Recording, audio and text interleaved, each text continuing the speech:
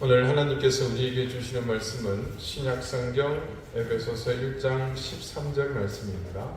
신약 310쪽입니다.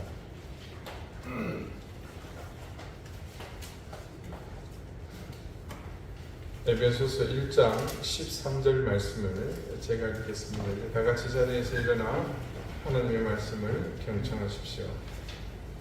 그 안에서 너희도 진리의 말씀 곧 너희의 구원의 복음을 듣고 그 안에서 또한 믿어 약속의 성령으로 인치심을 받았으니 아멘. 자리에 앉으시기 바랍니다. 하나님께서 이 말씀으로 우리에게 은혜 주시기를 원합니다. 성경을 통틀어 인을 친다는 말이 처음 등장하는 곳은 사무엘하 5장입니다. 그곳에는 이스라엘, 특히 분열된 이후 우상 숭배로 치달은 북이스라엘의 대표적인 악한 왕 아합의 이야기가 주무대인 그런 곳입니다. 아시는 바와 같이 아합은 이방 여인 이세벨과 결혼했습니다. 그러니까 지금 이스라엘에서 상당한 실력을 행사하는 실권자가 이방 사람이라는 말입니다. 하나님의 왕국에 이방 사람이, 그것도 지금과 달리 천시 같던 여인이 실권을 지는 형국은 너무나 불경스러운 모습이라고 할 수 있을 겁니다. 역사를 보면 이웃 나라에 공주와 결혼하는 왕자들이 많습니다. 그러다가 왕이 되면 그 이웃 나라의 공주는 자연스럽게 왕비가 됩니다. 우리나라도 그런 예가 있었죠. 고려 말에 공민왕의 부인이었던 노국공주가 몽골 여인이었습니다. 이런 경우를 일컬어 통상적으로 정략 결혼이라고 합니다. 결혼이 서로 사랑해서 좋아 죽겠다고 떨어져서는 죽어도 못 살겠다고 그렇게 가정을 꾸리는 것이 아니라 이게 서로 목적이 있어서 그 목적에 따라 계산적으로 결혼하는 경우입니다. 대개 결혼 당사자가 그런 목적을 가진 것보다는 누구의 목적이죠? 통치권을 가지고 있는 왕의 욕심 때문에 해당 자녀가 그런 결혼에 희생양이 되는 경우가 대부분입니다. 지금 아합왕의 불쌍한 얘기를 하는 게 아니고요. 그렇다는 겁니다. 여러분 표정이 너무 불쌍한 것 같게 이렇게 보시는 것 같아서. 자, 이스라엘의 역사를 통틀어 가장 정략 결혼을 많이 한 사람은 결혼을 많이 했다는 것도 웃기죠. 근데 한 사람이 누구냐면 다윗의 아들 솔로몬입니다. 그는 거의 1,000명이 넘는 여인과 결혼을 한 것으로 알려져 있습니다. 그것도 대부분이 이방 여인들과의 결혼입니다. 하나님의 백성 이스라엘에게 있어서 할례받지 않는 이방 사람과는 사실 한 식탁에 앉지도 않을 뿐더러 손도 잡아서는 안 되는 것이 율법의 가르침이었습니다. 그런데 결혼까지 했다는 것은 결코 가볍게 볼 일이 아니죠. 우리가 룻기를 볼 때 그런 상황에 대해서 충분히 보지 않았습니까? 엘리멜렉이 베들레헴을 떠나서 이방 땅 모압에 가서 사는 것 자체가 그 시대에는 율법을 어기는 것과 매한가지였습니다. 아무튼 그런 율법 시대에 이방 여인과 왕이 결혼했다는 것은 조금 심각하게 받아들여야 할 사안입니다. 하나님을 올바르게 섬기는 왕이라면 두려운 것이 없어야 합니다. 이때 제가 두려움이 없어야 한다는 것은 어떤 뜻인지 여러분이 잘 아실 겁니다. 근데 뭔가 부족한 것이 있고 또 두려운 것도 있고 욕심도 생긴다면 그것은 사실 하나님을 온전히 의지하고 섬기지 못한 결과라고 봐야 합니다. 솔로몬이 이방 나라의 여인들과 수없이 많은 결혼을 했습니다. 솔직히 말해 그 여인들의 이름이라도 다 기억할 수나 있었겠습니까? 그 시대 속으로 들어가 보면 아마 그 여인들은 전부 다 명찰을 달고 다니지 않았겠습니까? 그런 솔로몬의 말로는 하나님 중심의 삶으로 이어지지 못했습니다. 여러분 성경을 자세히 보시면요. 그 1,000번제를 드려서 하나님 앞에 크게 한번 칭찬받은 것 외에는 그 이후 솔로몬의 생은 여러분 그야말로 허랑방탕입니다.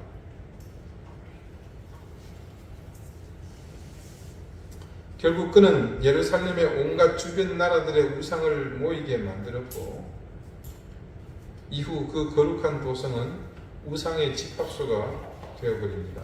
이유는 간단합니다. 자기 욕망대로 이방의 여인들을 들이다 보니까 그 여인들의 이삿짐 속에 혼수품 속에 묻어온 우상을 그냥 그곳에 심게 만든 겁니다. 결국 이스라엘은 솔로몬이 그렇게 뿌려놓은 씨가 싹이 트고 자라서 열매를 맺은 것이라고 봐도 과언이 아닙니다. 이게 인간의 실수일까요? 아니죠. 하나님을 의지하지 않고 바르게 섬기지 못한 결과라고 보는 것이 더 타당하겠습니다. 여하튼 이방 여인 이세벨과 결혼해 왕이 되고 그녀는 왕비가 되었습니다. 그런데 부창부수도 유분수지 악한 일에 이 아합과 이세벨 부부는 너무나 죽이 잘 맞습니다. 그 합이 잘 맞는 대표적인 사건을 기록한 것이 바로 이 사무엘하 5장입니다. 말씀의 시작은 이렇습니다. 이스라엘 땅에 이스르엘이라는 곳이 있습니다. 그곳에 나봇이라는 사람이 있었고 그는 포도원을 가지고 있었습니다. 그런데 이곳이 하필 아합의 왕궁에서 가까운 모양입니다. 그래서 그 사마리아 성에서 이스라엘로 왔다 갔다 하면서 이 아합의 눈에 그 포도원이 굉장히 좋게 보였던 모양입니다. 그래서 아합은 처음에 점잖게 나봇을 찾아가서 야, 내가 더 좋은 포도원 줄게 바꾸자. 싫은데요. 그러면 내가 돈을 억수로 많이 줄 테니까 시세의 2배, 3배, 아니 네가 원하는 만큼 줄 테니까 나한테 팔아라. 하지만 나봇은 그 포도원을 왕에게 내줄 수 없었습니다. 그것은 사실 나봇만이 아니라 이스라엘 사람이라면 누구나 같은 상황입니다. 우리야 어디든 좋은 값만 쳐준다면야 땅이건 밭이건 논이건 뭐 내긴 대로 다 돈 받고 팔면 그만이지만 이스라엘은 그렇지 못합니다. 그들은 조상적부터 이곳 가나안을 점령한 이후 여호수아와 갈렙에 의해 하나님의 명령을 따라 지파별로 가문별로 할당한 땅이기 때문에 그냥 단순한 땅이 아니라 그들에게는 여호와 하나님께서 그들 지파에 그리고 그 가문에 주신 기업이기 때문에 그런 것입니다. 그러니 자신의 임의대로 사거나 팔 수가 없었습니다. 그런 물건이 아닙니다. 한마디로 이스라엘은 애초부터 부동산업이 복덕방이 존재할 수 없는 일, 그런 땅이었습니다. 그럼 여기서 질문이 생깁니다. 아무리 잘 살고 열심히 살아도 누군가는 망할 수 있고 또 굶을 일이 생길 텐데 그러면 그때는 어떻게 하는 겁니다? 물론 그때는 그 땅을 팔 수 있습니다. 그런데 돈을 받고 굶을 수 없어서 팔기는 했지만 그 땅을 구입한 사람이 그 땅을 영구히 소유하지는 못합니다. 언제든 판 돈을 가져오면 다시 땅을 되돌려 주어야 합니다. 물론 무이자입니다. 관심 있으세요? 그리고 설령 갚을 능력이 없어서 세우라 내오라 10년 20년 갖다 칩시다. 그렇게 하더라도 49년이 지나고 50년째 되면은 그냥 값을 받지 않고 다시 땅 주인에게 되돌려 줍니다. 웃기는 나라죠. 그런 시대에 아합이 나봇에게 포도원을 넘기라고 하니까 이건 가능한 일이 아니었습니다. 어쩌면 아합이 나봇에게 이런 제안을 한 것은 자신이 애당초 그런 율법 자체를 지키지도 않았을 뿐더러 아마 있다는 사실조차도 몰랐을 수 있습니다. 왜냐하면 그때쯤에는 아예 이 모세의 율법들이 읽혀지지가 않았으니까요. 아합에게는 지극히 당연한 일일 수도 있었습니다. 그리고 설령 알고 있다 하더라도 지금 누가 그거 지키겠어. 그의 생각에 나봇도 자신과 크게 다르지 않다고 판단했으리라고 짐작됩니다. 그분은 자기 수준에서 생각하잖아요. 말씀에는 그 상황이 정확하게 기록되어 있습니다. 사무엘하 5장 3절입니다. 나봇이 아합에게 말하되 내 조상의 유산을 왕에게 주기를 여호와께서 그 맛이 있지도 않으니. 이렇게 보기 좋게 이게 백성에게 거절당한 겁니다. 요즘 아이들 말로 디스 당했죠. 그렇게 거절당한 아합은 그 일로 크게 상심한 모양입니다. 상심했고 답답했답니다. 그래서 왕궁으로 돌아와서 침상에 누워서 밥도 먹기 귀찮고 그냥 들어누워 있는 모양입니다. 이 모습을 본 왕비 이세벨이 이유를 물었고 아합으로부터 나봇의 포도원 때문이라는 사실을 알게 되었습니다. 자, 이 악한 여인 이세벨이 볼 때 왕이 얼마나 한심스러워 보였겠어요. 아마 속으로 그렇게 생각하지 않았겠습니까? 저런 머저리 저것도 왕이라고 에휴, 그냥 단칼에 죽여버리고 뺏어버리지. 아무튼 이세벨은 아합의 근심이 뭐 때문인지 상세히 알게 된 듯합니다. 물론 상세히 알게 된 데에는 이스라엘이 가나안 정복 이후에 그들에게 분배된 땅 여호와의 기업에 대한 율법 때문이라는 사실도 알았을 겁니다. 자, 조금 전에 저런 머저리 저것도 왕이라고 그건 내 생각이구나 그러면서 이세벨이 세간의 이복을 피할 즉 이 율법에 저촉되지 않도록 신경을 써서 악한 일을 꾸밉니다. 그 과정을 통해서 합법적으로 그 포도원을 차지할 계획을 진행합니다. 그게 사무엘하 5장 8절에서 16절까지 기록되어 있는데 그냥 이야기니까 한번 들어보십시오. 아합의 이름으로 편지들을 쓰고 그 인을 치고 봉하여 그의 성읍에서 나봇과 함께 사는 장로와 귀족들에게 보내니 그 편지 사연에 이르기를 금식을 선포하고 나봇을 백성 가운데 높이 앉힌 후에 불량자 두 사람을 그의 앞에 마주 앉히고 그에게 대하여 증거하기를 네가 하나님과 왕을 저주하였다 하게 하고 곧 그를 끌고 나가서 돌로 쳐 죽이라 하였더라. 그의 성읍 사람 곧 그의 성읍에 사는 장로와 귀족들이 이세벨의 지시 곧 그가 자기들에게 보낸 편지에 쓴 대로 하여 금식을 선포하고 나봇을 백성 가운데 높이 앉히매 때에 불량자 두 사람이 들어와 그의 앞에 앉고 백성 앞에서 나봇에게 대하여 증언을 하여 이르기를 나봇이 하나님과 왕을 저주하였다 하며 무리가 그를 성읍 밖으로 끌고 나가서 돌로 쳐 죽이고 이세벨에게 통보하기를 나봇이 돌에 맞아 죽었나이다 하니 이세벨이 나봇이 돌에 맞아 죽었다 함을 듣고 이세벨이 아합에게 이르되 일어나 그 이스라엘 사람 나봇이 돈으로 바꾸어 주기를 싫어하던 나봇의 포도원을 차지하소서. 나봇이 살아있지 아니하고 죽었나이다. 아합은 나봇이 죽었다 함을 듣고 곧 일어나 이스라엘 사람 나봇의 포도원을 차지하러 그리로 내려갔더라. 자, 듣고 있자니 참 욕 나오지요. 쉽게 표현해서 이세벨이 진짜 못돼 쳐먹었습니다. 자, 그렇게 나봇의 포도원을 손도 안 대고 코뿔듯이 집어삼켰습니다. 이때 시작할 무렵 8절에 보니까 이런 말씀이 있었는데 있습니다. 아합의 이름으로 편지들을 쓰고 그 인을 치고 봉하여 그의 성읍에서 나봇과 함께 사는 장로와 귀족들에게 보내니. 자, 성경 말씀에 바로 이 부분에서 처음으로 인을 쳤다는 말이 등장합니다. 물론 이 앞에 있는 성경 말씀에서도 인장 반지에 관한 이야기는 언급이 되어 있습니다. 이게 처음 등장한 것을 보니까요, 요셉 때입니다. 여러분 아시는 바와 같이 요셉이 형제들에 의해서 노예로 팔리지 않았습니까? 누구의 집에 갔습니까?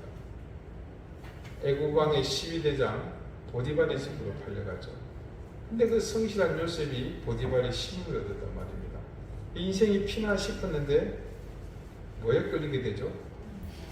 네, 보디발의 음탕한 아내가 이 청년 요셉을 유혹했습니다.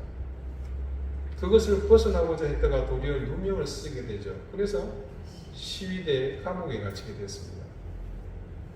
세월아 네월아 흐르는데 어느 날 그곳에 왕의 술과 떡을 담당하는 두 관원이 들어왔죠. 이 사람들이 꿈을 꿨어요. 요셉이 그들의 꿈을 해몽을 해줍니다. 그게 그대로 현실로 이루어지게 되죠. 그리고 또 세월이 지났습니다. 그때 마침 애굽의 왕 바로가 꿈을 꾸는데 희한한 꿈을 꿉니다. 어느 누구도 명쾌하게 해석하지 못합니다. 그때 두 관원 중 한 사람, 술 맡은 관원이었죠. 그가 자신이 시위대 감옥에 갇혔을 때 경험한 일을 왕에게 이야기합니다. 그 즉시 요셉이 불려왔죠. 그리고 바로가 꾼 꿈에 대해서 정확히 반복하여 7년의 풍년과 흉년이 이어질 것에 대한 꿈 해몽을 합니다. 자, 그 자리에서 어떤 일이 일어났습니까? 앞으로 이 닥칠 이 기후로 인한 대재앙을 해결할 적임자로서 요셉이 위촉되지 않습니까? 위촉이라기보다는 그냥 그런 시대니까 왕이 바로 지명을 하죠. 무엇으로 지명을 했습니까? 자기 바로 밑에 자리로. 자, 그때 실권을 모두 다 주게 되죠. 왕이 그런 얘기를 하잖아요.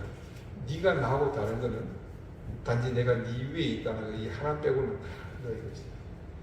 그걸 상징하는 행동이 나타납니다. 자신의 인장 반지를 빼서 총리인 요셉에게 줍니다. 불과 몇십 분 전에 그 감옥에서 언제까지 있을지도 모르는 그런 죄수로 있던 요셉이 하루아침에 그렇게 바뀌게 되었죠.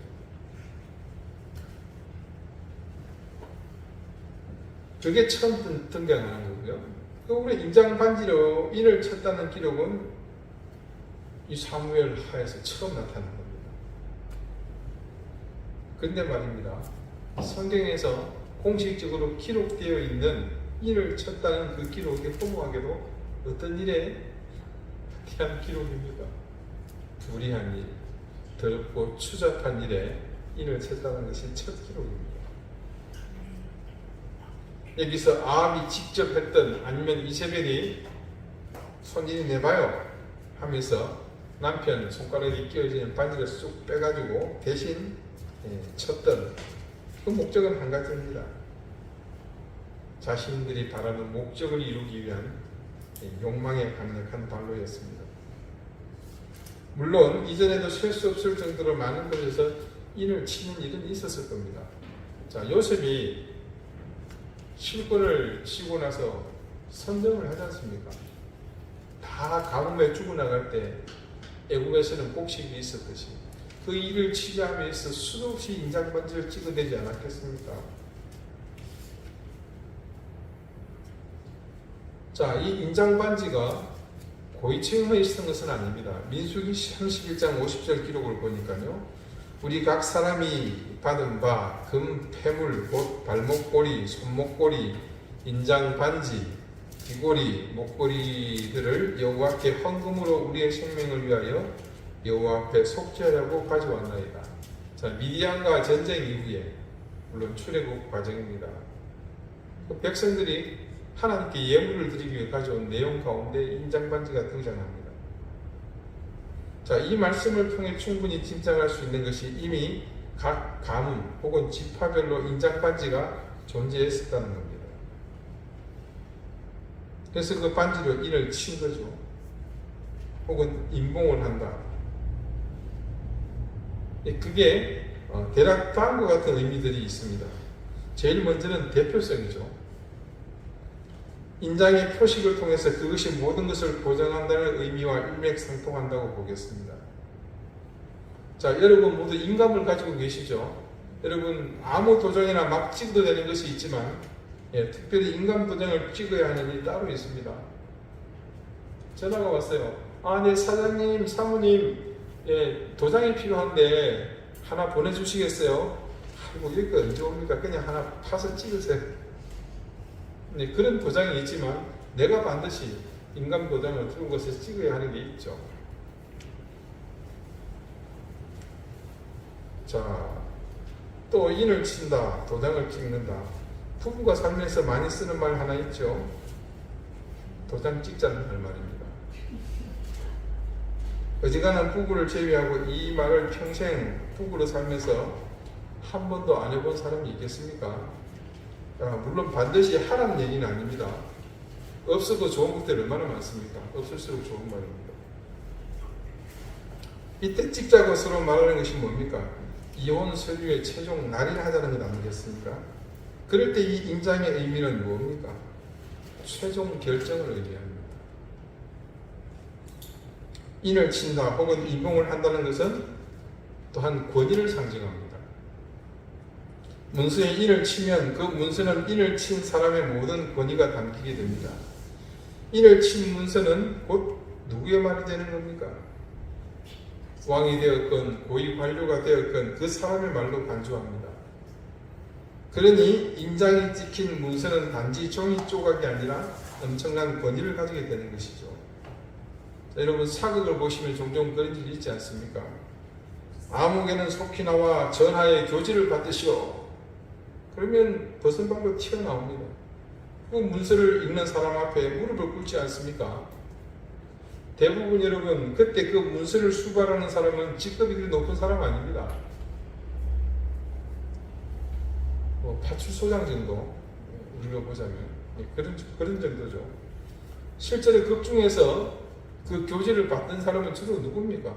정성 출신이나 판서 출신들 최고의 고위직들이지 않습니까? 그들에게 왕명이 전달되는 경우가 많습니다. 그럼에도 불구하고 제 아무리 높은 벼슬을 가졌다고 하더라도 왕의 교지 앞에서는 설령 1000명이 들고 와서 읽어도 그 앞에서 무릎을 꿇습니다. 읽는 사람이 누구건 그건 중요하지 않습니다. 그 교지에 찍힌 임금의 어인 때문에 그 권위 앞에 부복하는 겁니다.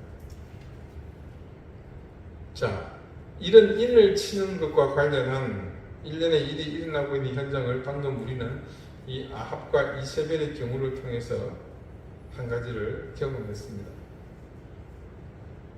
악한 일을 하는 데 있어서 그들의 그 악한 의지의 권위를 더함으로 그 악행이 일사천리로 진행되도록 이 부부가 거기다 뭘 더한 겁니까?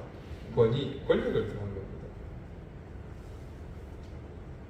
그리고 한 가지 중요한 의미는 이것입니다. 그것은 곧 소유의 의미입니다. 흔히 우리가 쓰는 말 중에 이런 것도 있죠. 침발랐다. 내 거라는 말이죠. 침발랐다는 의미를 찾아봐도 사전적 의미는 별로 없는 것 같아요. 그래서 좀 생각을 해봤죠. 보니까 침을 바르면 어떻게 돼요? 남이 못 먹잖아요. 인장의 의미라기보다는 추접스러운 짓이죠. 아무튼 우리가 그런 표현을 씁니다. 사실 이 소유의 의미는 이미 앞서서 말한 인을 친다는 의미를 포괄적으로 모두 담고 있다고 봐도 무방할 것 같습니다. 자, 그렇다면 오늘 본문 말씀에 나타난 인치심을 받았다는 말은 어떤 의미일까요? 이미 봤습니다만 유진 피터슨의 그 메시지 성경의 해당 부분을 제가 한번 읽어드리겠습니다. 그리스도 안에서 여러분은 진리, 가를 열고 여러분의 구원에 관한 이 메시지를 듣고 믿어 구원을 확신하게 되었습니다. 그것은 성령께서 서명하고 보정하여 전해주신 구원입니다. 자, 훨씬 쉽고 이해가 되도록 그렇게 해석을 해놓았습니다. 자, 이 유진 피터슨의 말에 따르면 오늘 본문 속에 인을 치는 것은 서명하고 보정한다는 의미라는 것을 알 수 있습니다. 이 본문에 인치심을에 해당하는 헬라어 원문 에스파라키스테테 어렵죠. 이건 파생형이고요. 원형이 스프라기조입니다. 찾아보니까 영어로 실링, 우리말로는 임봉한다는 그런 의미입니다. 근데 그것을 누가 서명하고 보정하기 위해 실링한다고 증거합니까? 성령께서 그렇게 하신다는 겁니다. 그리고 그렇게 성령께서 서명하고 보정해 주시는 이 스프라기조의 내용이 무엇입니까? 그것은 우리가 예수를 믿어서 구원에 이르게 되었다는 그 사실, 그 진리에 대한 보정이라는 겁니다. 스프라기조라는 겁니다. 자, 그렇다면 이제 우리가 예수 그리스도를 믿어 구원에 이르게 된 이 사실에 대한 인치심, 스프라기조를 앞서 인친다는 것이 어떤 의미인지 그것에 한번 적용을 해봅시다. 저희 먼저 대표성이 있었죠. 여러분, 우리 인생을 통틀어서요, 아니 앞으로 살아갈 모든 날을 전체 다 틀어서 우리에게 생명보다 귀한 최고의 보증이 있다면, 대표성을 가지는 것이 있다면 그것이 무엇이 하겠습니까? 내가 이 세상에 가진 남들이 부러워할 모든 지위들, 권력들, 권세들, 재물들, 네. 여러분은 그것을 대표한다고 얘기하지는 않으시겠죠? 당연히 그것은 우리의 영혼이 구원을 얻어 하나님 나라의 백성이 되는 것 아니겠습니까? 자, 다음 두 번째는 최종 결정. 우리가 이혼 도장 찍는 거 있잖아요. 우리의 인생에서 마지막으로 이혼 도장을 찍어야 할 순간이 있다면 그것이 무엇이겠습니까?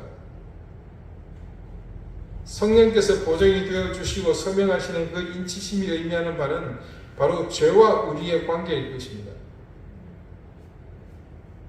죄는 우리와 너무나 밀접한 관계입니다.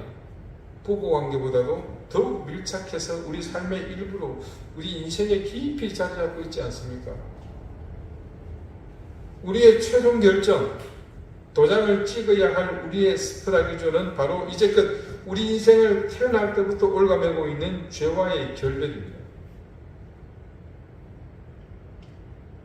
하나님께서 성령님을 통해 우리에게 보증하고 싶으신 큰 이유 중 하나가 바로 이것입니다.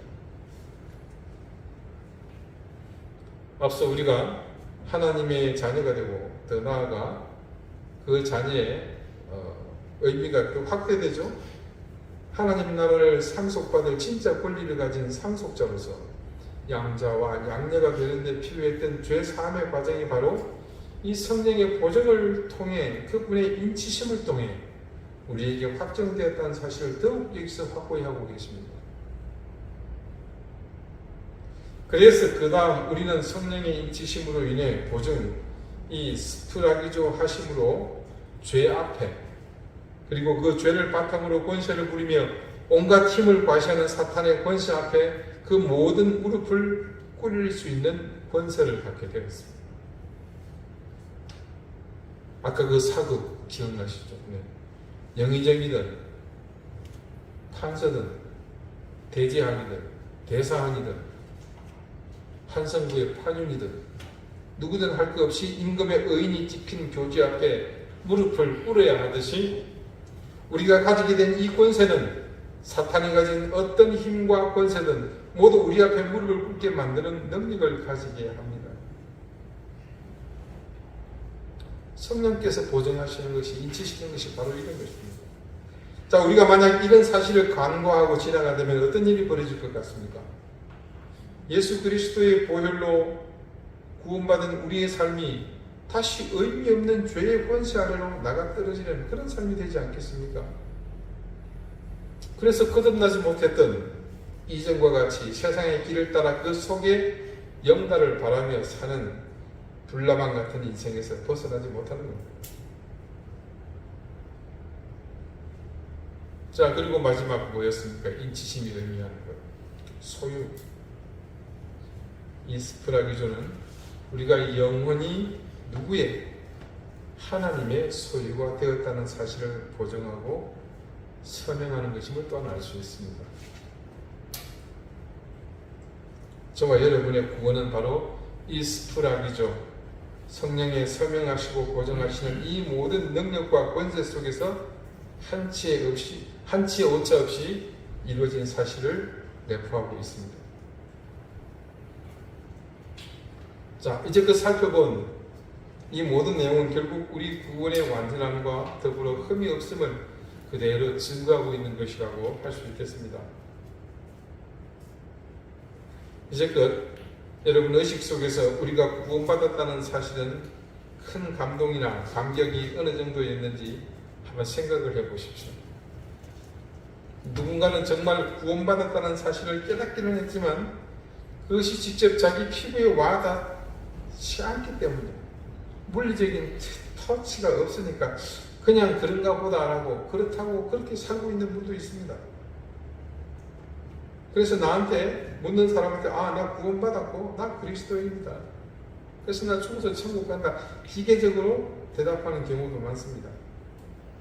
하지만 설령 그렇다고 하더라도 우리가 기억하고 또 잊지 말아야 할 것은 우리가 구원받았다는 이 사실은 단지 한 사건이고 내게 일어난 어떤 형태로든 감동 있는 일회적 이벤트가 아니라는 겁니다.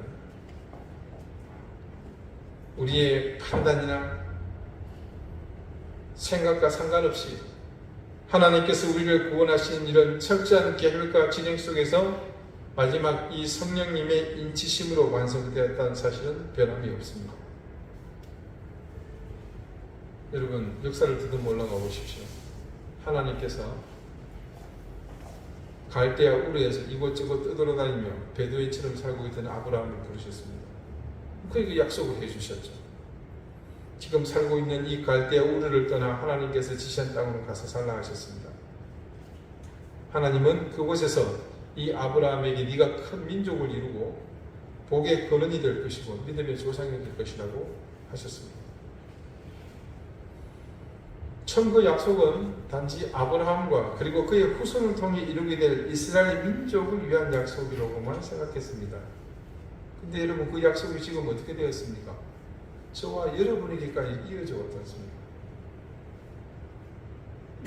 생면부지의 먼 타국에서 민족을 이루게 하시고 그들을 번영하게 하셨습니다. 이제 위기가 찾아왔죠. 그들이 어떻게 되었습니까? 애굽에서 수백 년간 종살이하게 되었습니다. 노예 신분으로 전락하게 되죠. 그러나 하나님은 그들을 그 운명에 내버려 두시지 않고 모세라는 사람을 세워 역사가 증거하고 있는 유일무이한 민족의 대탈출을 단행하게 하셨습니다. 여러분, 역사에 관심 있는 분들 한번 보세요. 이런 일이 없었습니다. 전무후무한 일입니다. 그 시기에는 사실 불가능한 일이에요. 그렇게 애국을 벗어나게 해서 노예에서 해방시켜줬습니다. 그것으로 끝이었나요? 아니죠. 광야의 40년 생활이 그들을 기다리고 있었습니다. 젖과 꿀이 흐르는 가나안으로 인도해 주시기 위한 과정이 단순히 쉽게 이루어진 것이 아니라 그 시간을 통해 하나님은 또 인내하셨고 그들을 시험하셨습니다. 자, 그것은 마치 우리를 구원하시기 위해 면접을 거치기 전에 어떻게 했다 그랬죠? 땡 탈락 다음 분 들어오세요가 아니고 뭐죠?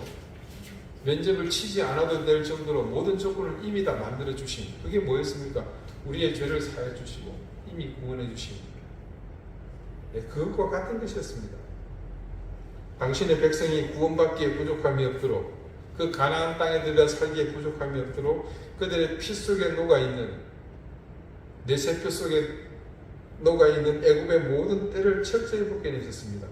그리고 마침내 젖과 꿀이 흐르는 가나안으로 그들을 이끄시고 그 땅을 통해, 그리고 그 민족을 통해 하나님은 당신의 약속을 계속 이어오셨습니다. 그 우여곡절과 모든 여정 속에서 한 번의 흔들림 없이, 그들의 형편과 상관없이 하나님은 구체적으로 그 약속을 실현해 오셨습니다. 성령의 인치심은 바로 그런 재련과 단검질의 과정을 통해 이어지는 그런 모든 과정을 포함하는 것입니다. 자, 여러분, 아침에 제가 여러분에게 생뚱맞게 사진 하나 보내드렸죠? 다들 보셨습니까? 아주 예쁜 칼이 한 자루 있습니다. 다마스쿠스 칼이라는 겁니다. 십자군 원정 때요, 다마스쿠스, 그러니까 지금 시리아의 수도죠. 우리 신약에 보면 다메섹이라고 나와 있습니다. 수리아, 아수르가 멸망하고 바빌론이 오지만 여전히 그 지역은 수리아 지역이 되죠. 시리아 지역. 오래된 나라입니다. 그곳에 왔을 때에 그곳에 있는 군대하고 칼싸움이 벌어졌는데 이 십자군 칼들이 막 나와 떨어지는 거예요. 딩동딩동 부러집니다. 칼도 그렇게 음성한데, 그때 그 사람들이 가진 재련 기술이 뛰어났던 거죠.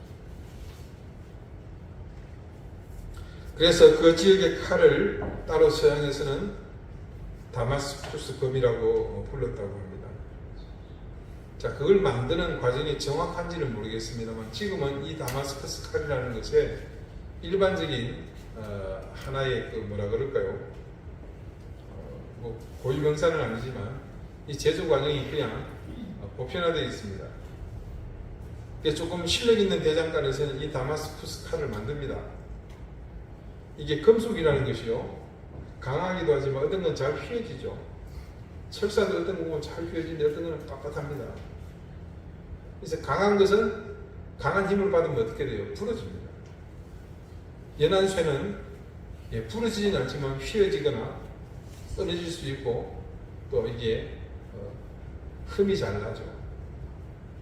그래서 이 두 가지 성질을 가진 연철과 강철을 수백 겹으로 덧붙여 녹이고 망치질을 하는 겁니다. 자, 처음에 겹겹이 쌓습니다. 용접해가지고 물에 녹여요. 그러면 바삭하게 달고 있는 쇳덩어리 하나가 되거든요. 그걸 또 두드리는 겁니다. 그래서 길게 넓게 폈다가 그걸 잘라가지고 또다시 붙여요. 그러면 한 5겹 됐던 게 그 다음 하면 몇 겹이 되니까 10겹이 되죠.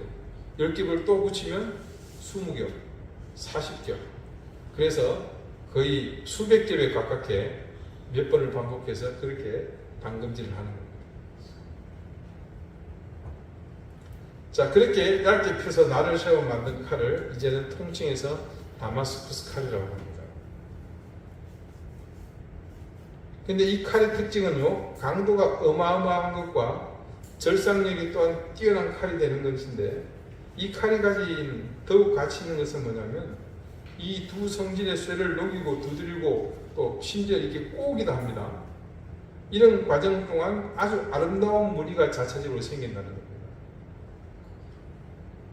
그래서 그렇게 만든 칼을 연마하고 약품에 담갔다 내면 그 속에 그 쇠들이 가진 성질을 내서 서로 다른 무늬가 아름답게 생기는 겁니다. 그래서 한 자루에 100만 원이 넘는 고가의 판매가 됩니다.